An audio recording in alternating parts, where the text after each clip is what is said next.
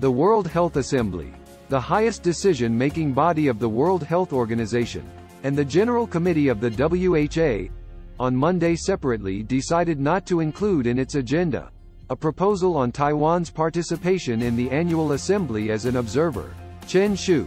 China's permanent representative to the United Nations office at Geneva, said in a statement at the meeting that the Taiwan-related proposal has no legal basis, stressing the United Nations General Assembly Resolution 2758 and WHA Resolution 25.1 provide the legal basis for the WHO to abide by the One China principle. 台湾地区参与世卫大会的问题，必须按照一个中国的原则，通过两岸协商来处理。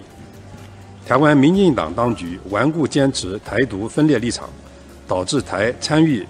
世卫大会的政治和法律基础不再存在。